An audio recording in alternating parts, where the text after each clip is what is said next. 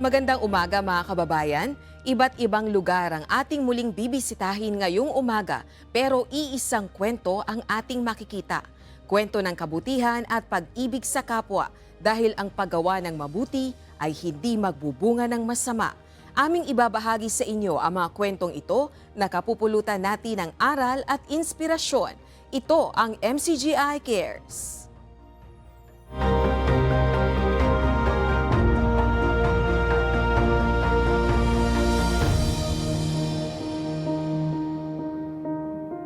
May mga laban na hindi natin nakikita, pero sa bawat dugong ibinibigay, may mga taong nabibigyan ng panibagong pag-asa.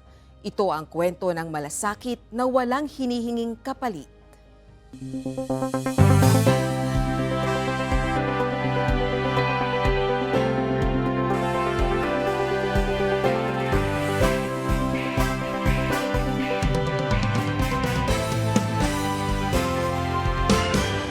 Dati kasi ang nasa isip ko lang noon, pag gumagawa tayo ng blood donation, is gumagawa tayo ng mabuti. Until na nagkaroon tayo ng paksa tungkol sa yung palang simpleng pagbibigay ng dugo. Yung pala ay bukod sa benefit sa katawan mo, ay nagkakaroon ka ng munting bahagi, parang yung buhay ay yung maibigay sa yung kapwa-tao sa pamamagitan ng pagbabahagi ng iyong dugo, kasi hindi naman ito namamanufacture sa laboratory, sabi nga ni Kuya. Kaya salamat sa Diyos at nakasamang muli sa paggawa ng katawan.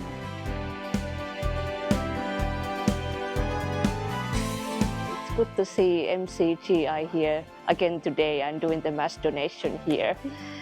They come every time and so many people come to help, and it's big help for us and makes our job really easy to have a big group coming here. So thank you so much for everybody helping always and having a good spirit when they come here. So thank you. Firstly, we'd like to thank you very much for coming in and donating. It's fantastic that as a group you come in and show that real community spirit, because we do rely on people voluntarily giving blood in plasma in New Zealand. So we really do appreciate MCGI.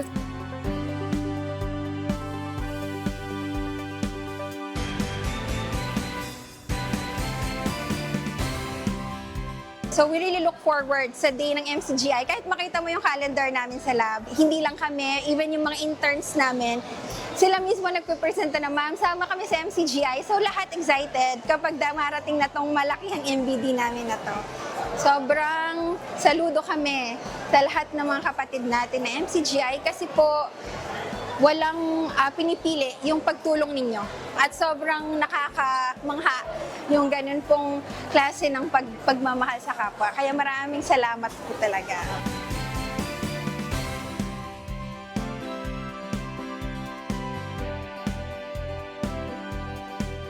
Tinitingnan ko ang mga kapatid. Sabi ko, ako pinakabata dito. Pero hindi naman po balakid ang edad.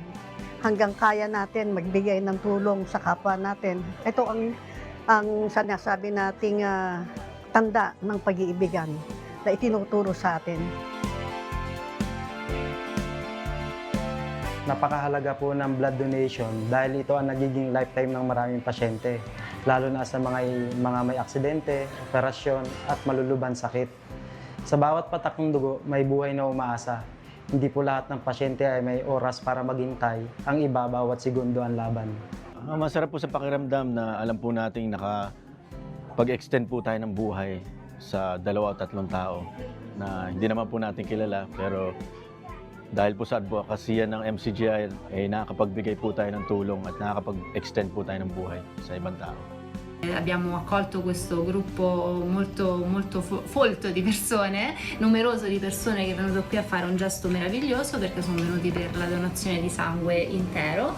La donazione di sangue intero è un gesto di fatto facile perché costa di pochi minuti di donazione, però aiuta a salvare tante vite perché con il sangue intero si possono salvare fino a 3 vite. Quindi io vi ringrazio tutta quanta l'associazione e speriamo di vedervi presto.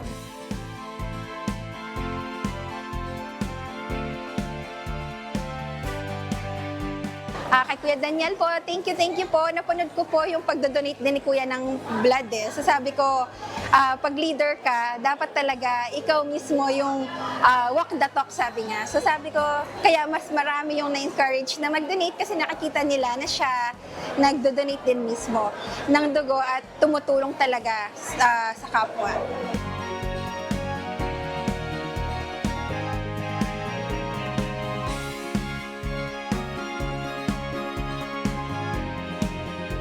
Ang dugo ay hindi po na-manufacture sa laboratorio. Kaya alam ninyo po, to stay healthy is also one thing na magagawa natin para makakontribute din tayo one way or the other sa ating mga kapwa-tao sa pamamagitan naman po ng ating mga blood donations.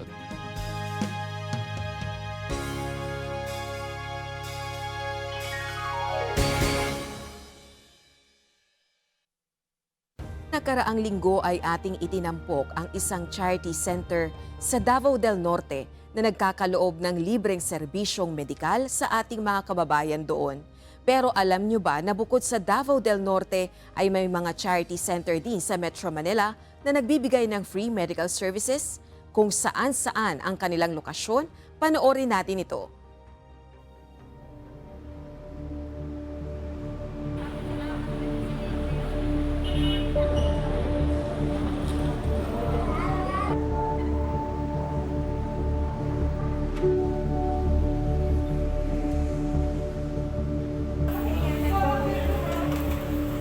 Sa Pilipinas, para sa maraming pamilya, ang simpleng pagpapatingin sa doktor ay hindi madaling desisyon. Kapag kulang ang pera, madalas ipinagpapaliban ang gamutan. Tinitiis muna ang sakit. Kung may budget, magpapatingin ka. O kung wala, wala. Gaya ngayon, wala na po akong tinitinda dahil nauubos sa gamot.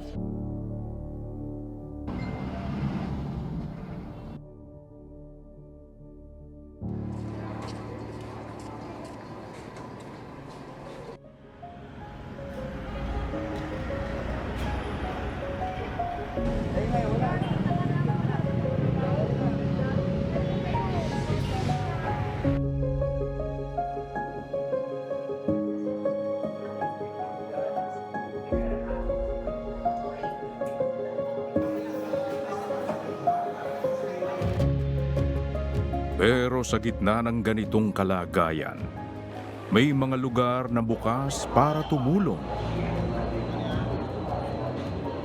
Ang MCGI Charity Centers, mga lugar na nagbibigay ng libreng serbisyong medikal para sa sinumang nangangailangan.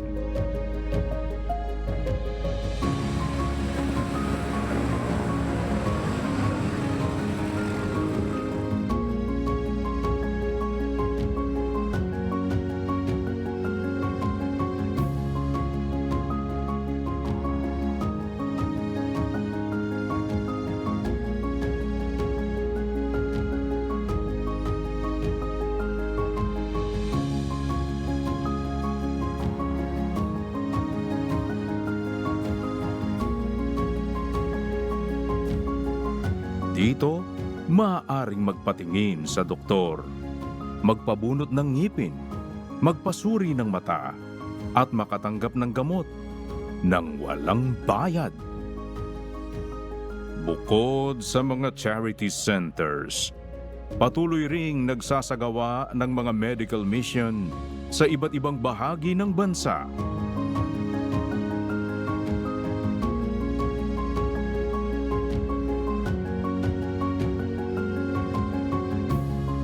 Mayroon ding 6 na MCGI Mobile Dental and Optical Clinics na umiikot sa iba't ibang panig ng Pilipinas upang mas maabot ang mga lugar na malayo sa mga pasilidad.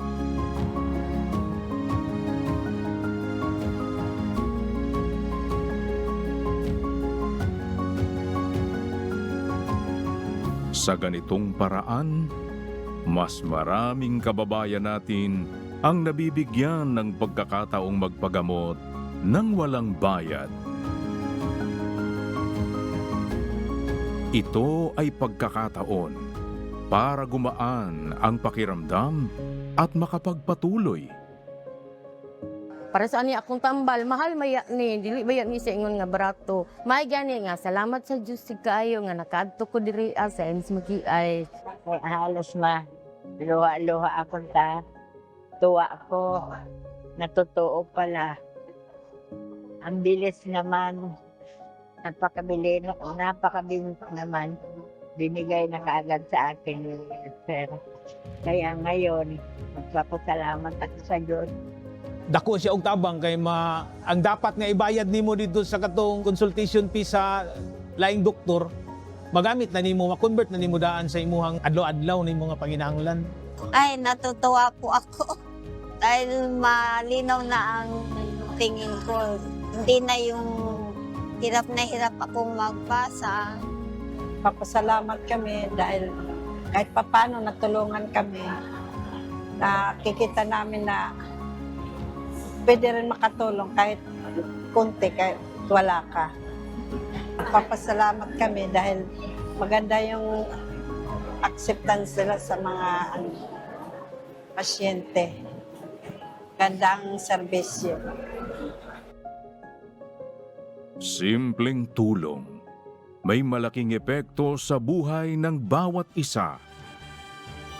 Sa iba't ibang lugar sa bansa, patuloy na itinatayo ang mas marami pang MCGI Charity Centers upang mas marami pang kapwa-tao natin ang maabot.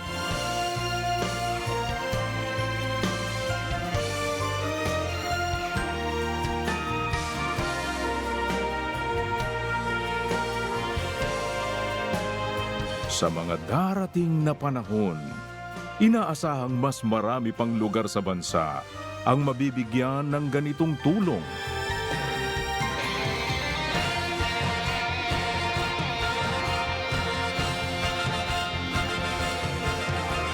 Lahat ng ito ay hindi magiging posible kung hindi dahil sa awa ng Diyos.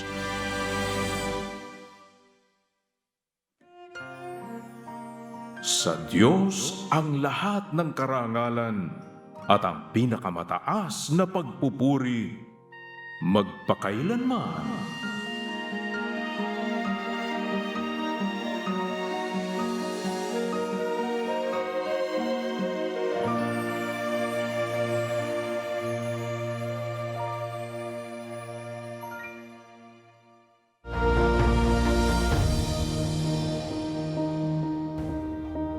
Hindi lahat ng tulong ay kailangang malaki para maging makabuluhan. Sa Mozambique, isang optical mission ang nagdala ng malinaw na paningin sa mga taong matagal nang naghihintay. Isang paalaala na ang malasakit kahit saan dalhin, may kayang baguhin.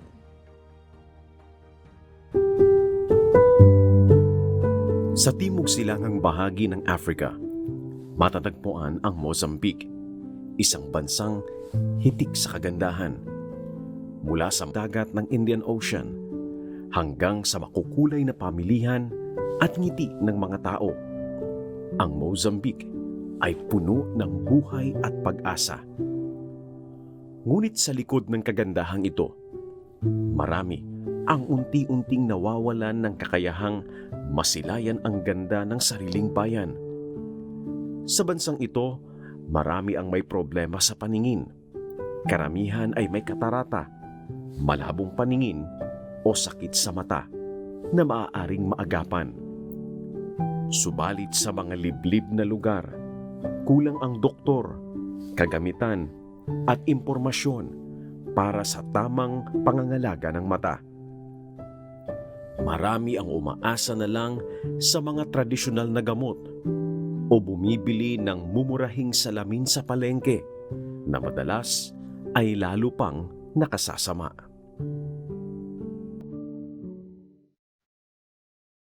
Upang maabot ang ilan sa ating mga kapwa-tao na may problema sa paningin, isang optical mission ang isinagawa sa Nampula, Maputo at Carupea.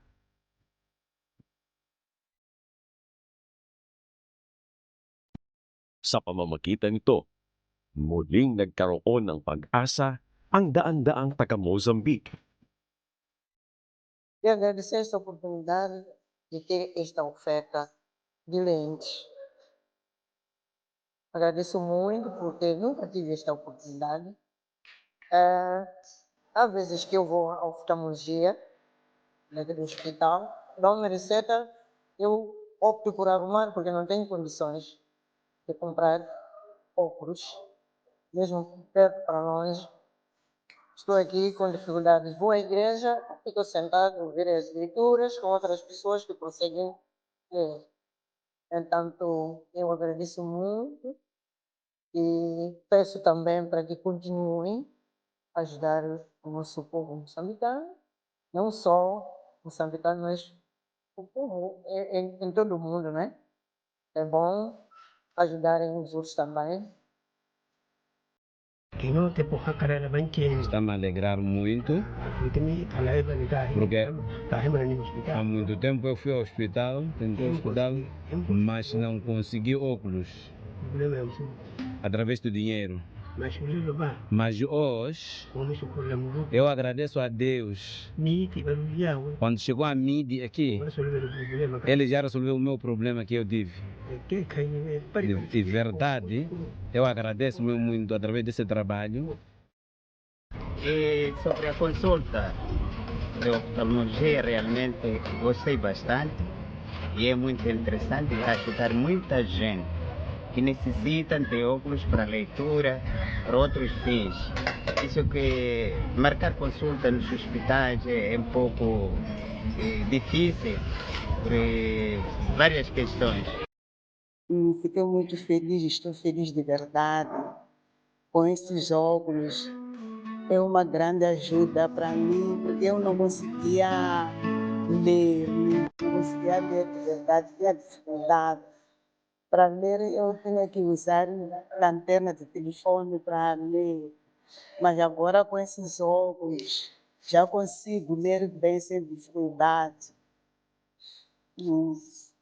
Estou muito agradecida. Sa bawat mata na muling nakakita ng malinaw, sa bawat ngiting muling bumalik, isa itong paalala na kapag tumutulong tayo, tayo rin ay nagiging liwanag sa iba.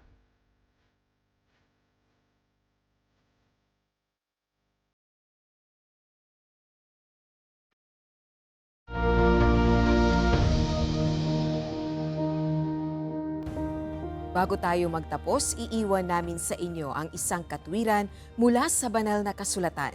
Paano ba natin matatamo ang pag-ibig ng Diyos at ano ang malaking halaga na tayo ay iniibig niya? Pakinggan natin ang kasagutan ayon sa Biblia.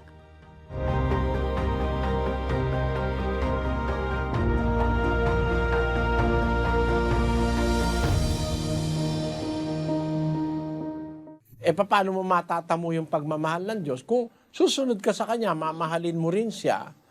Iibigin niya ako, sabi ni Kristo, tutuparin niya aking salita, iibigin siya ng aking Ama.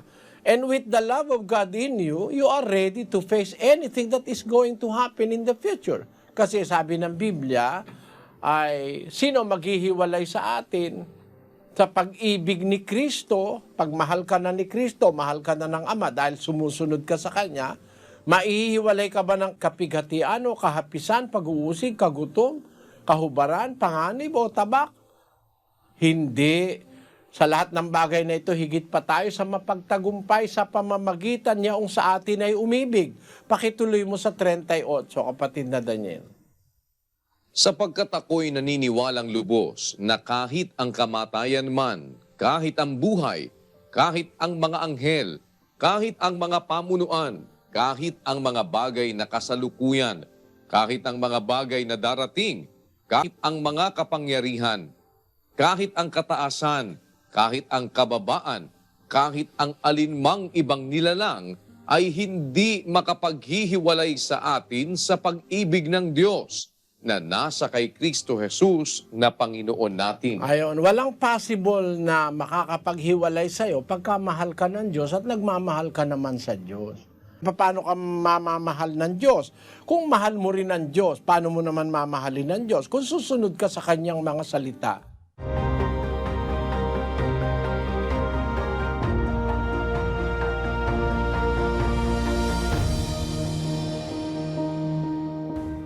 Kung nais ninyong mapanood ang iba pang mga video kaugnay sa mga pagtalakay sa iba't ibang issue ng buhay at pananampalataya, bisitahin lamang po ninyo ang MCGI channel sa YouTube para tayo ay matuto na mga katwiran mula sa banal na kasulatan na magsisilbing gabay sa ating mga pamumuhay.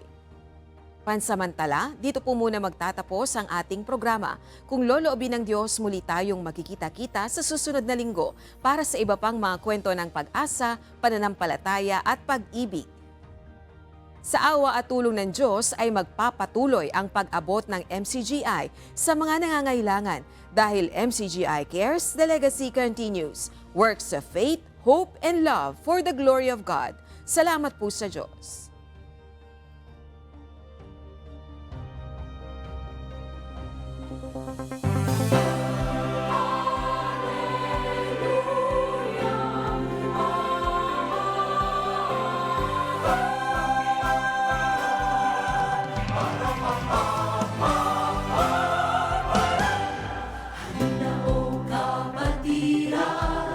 Lagi tayong mag-awitan, nang sa puso'y maingat.